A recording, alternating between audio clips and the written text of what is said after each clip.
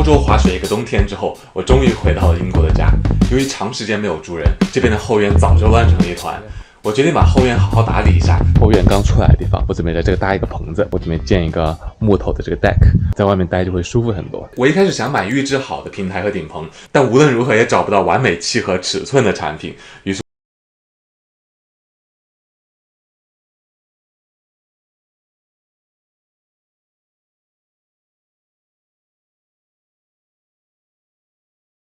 第一步就是搭顶棚的框架了。我买了很多这种2x4的立柱，把它切成合适的尺寸之后，就先把垂直方向的立柱打到墙面，并且固定住。为了让结构足够稳定，我要让垂直方向的重力尽量全部传到地面上，而风带来的侧方向的力因为比较小，所以可以固定在墙上，利用墙面进一步吸收任何可能产生的晃动。最先固定的就是墙这一侧的木梁了，然后通过两侧的立柱支撑住上面的横梁，这样既有了来自地面的支撑，又有来自墙面的2级固定。在几个固定点，一个是最底下这个打到水泥地上的这个 L bracket， 然后像这个地方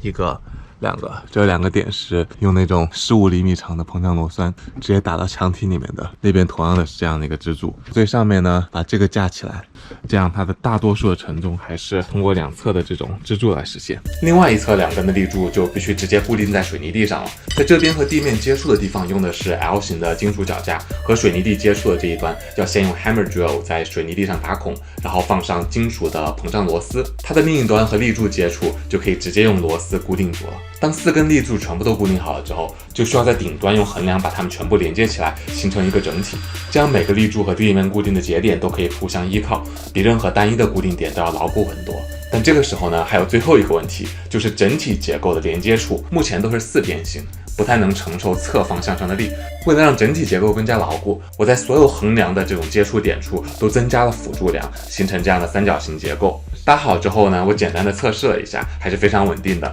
吊着随便晃也是纹丝不动。英国天气实在是太多变了，刚刚做了这个框架之后，就连下了2天雨，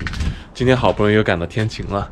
就趁这个天气好的时候，我们把剩下开始做了。今天准备做这个 deck 的 base， 一个安装在底部甲板的框架是非常有必要的，它既能提供一个完整找平的平面，又能保证下方良好的通风，延长甲板的使用寿命。我用了稍微小一点的38×62毫米的木梁作为框架的主要材料，然后按照横向的方向以及40厘米左右的间距铺上了木梁，在纵向方向的2端也用了同样的长木梁连接，最后在中间用一些短的木梁固定住，形成一个稳定的整体，然后固定在水泥地面以及顶端的立柱上。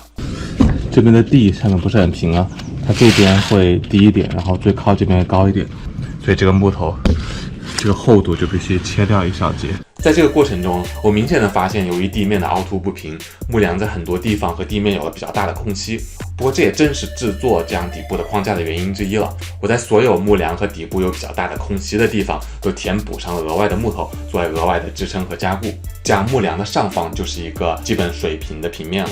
有了这个平面之后，安装甲板就变得容易很多。我买了很多这种4米长的甲板木，只需要按照一个方向排列，然后一块一块拼接起来，并且用螺丝固定到下方的框架就可以了。因为尺寸选得刚好，所以不太需要做很多的切割，只有第一块甲板和后面与立柱接触的地方需要额外的一些开口。当甲板的木头一块块拼上之后，后院这一块的颜值马上就上了一个档次。当甲板安装完之后，我就要做最后一步，安装顶棚了。我选用了这种透明的 UPVC 的顶棚，这样既能防雨、防紫外线，又能最大程度的透光，重量也比较轻，一个人安装非常容易。在下面多加一些这种梁，这种梁的位置最好和这个屋顶材料的那个波浪重合，一根梁支撑在这个地方，那么另外一根就支撑在这个地方，然后这2片之间可以就是重叠这样一部分，然后在底下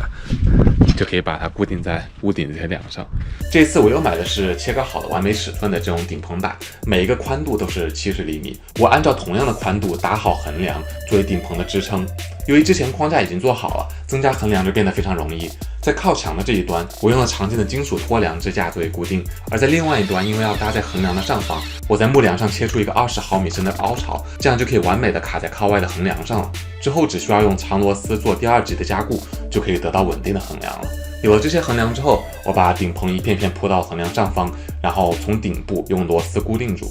因为英国的风还是很大的，所以我尽量用了一些比较多的固定点，而在最靠外的2片顶棚上也用了额外的木梁作为加固。看看英国说变就变的天，刚刚上午还晴空万里的，一会儿就开始下雨了。好在我们这个雨棚已经搭了一大半了，就明天把剩下做完了。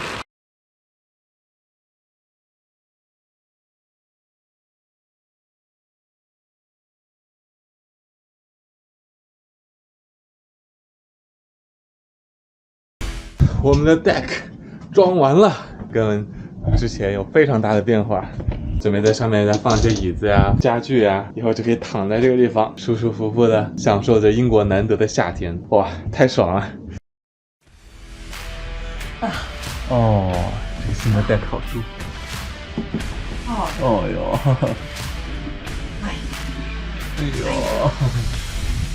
哎呦！